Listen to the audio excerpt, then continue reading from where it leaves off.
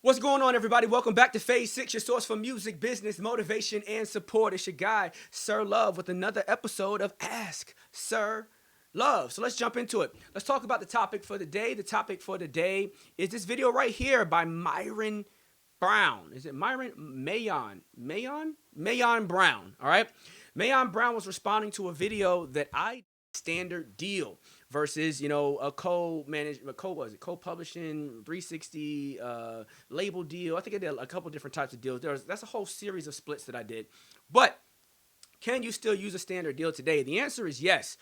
Standard record deal is a type of record deal that used to be passed down years ago, in which the idea of a 360 did not exist. The label was not eating at all off of any shows that you did. This differs from a distribution deal.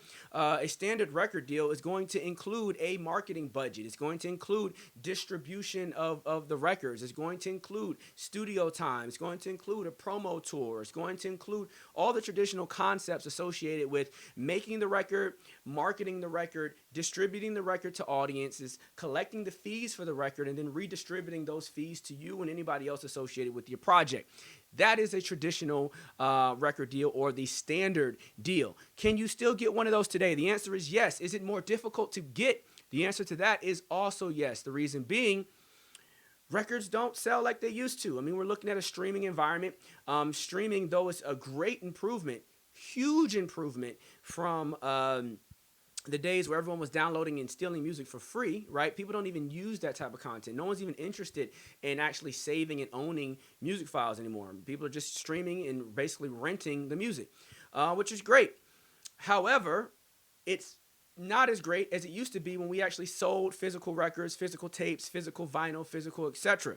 So with that, record labels are saying, hey, in order for us to still push these giant marketing budgets, we have to make sure that we can make our money back. And to make our money back, we're going to have to put you in a 360, because today artists are making more money from shows, from brand deals, from other offshoots of their career than they're making from the actual music. And the label is saying, we're investing in the brand. We're pumping all this money to make this brand a national brand or a global brand or whatever level brand, and we want to eat off the brand. So to get a traditional deal, you're going to have to showcase that you are streaming at a record high pace. Like, your streaming numbers have to be ridiculous. And if your streaming numbers are ridiculous, then you may not be interested in a traditional deal anymore, because the label's going to come in and they're going to want a large majority of that streaming income. So now you're going to give up your streaming income so that you can keep your stage money or your show money and things of that nature. That may not be in your best interest. So a standard deal, can you still get one? Yes, but does it make sense? I don't know. I really don't know. I'm not really heavy on a 360, but I'm not anti-360. I'm anti-bad deals. If it's a bad deal, it's a bad deal, regardless of how you package it, what you label it, what you call it, right? A good deal is going to be a deal that allows you to keep the majority of what earns you income, right? And while getting something beneficial from the other party, which is normally some type of promotions, right? You're normally looking for promotions in the form of networking, in the form of press, in the form of marketing dollars, in the form of, whatever that looks like. So the idea is you're going to want a good deal. If you're at a higher level in your career, it may make sense to keep a standard deal, because you may say, look, at my level, I'm selling, I'm selling out arenas or selling out stadiums all across the country. I'm doing this, I'm doing that, I'm doing this. And, there's all these accounting concepts that I don't want to deal with. I don't want to get too deep into the marketing. I don't want to build a marketing company myself. I don't want to do this. I don't want to do that. I mean, when you think about running a label, there's a lot of pieces that go to running a label outside of just producing the music and releasing it. There's a lot of different departments, and all those different departments become required as you grow your company. You, the artist, become a company, and that company gets really, really large. And outsourcing those services to a label can become beneficial for you. And that's one of the reasons why an individual may still decide to maintain a standard deal, because they want the label's systems.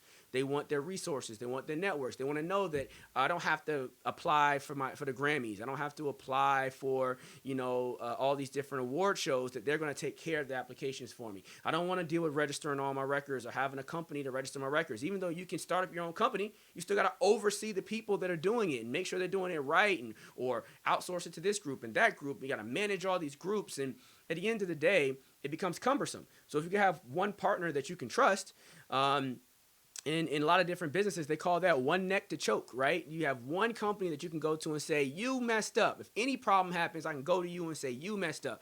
Instead of having 6 different companies where you do this part of my business, you do that part, you do this part, you do that part, and something goes wrong here, and I come to you and you go, it's not my fault, they did it. Then I go to them, it's not my fault, they did it. And everyone passes the buck. So there are advantages at scale.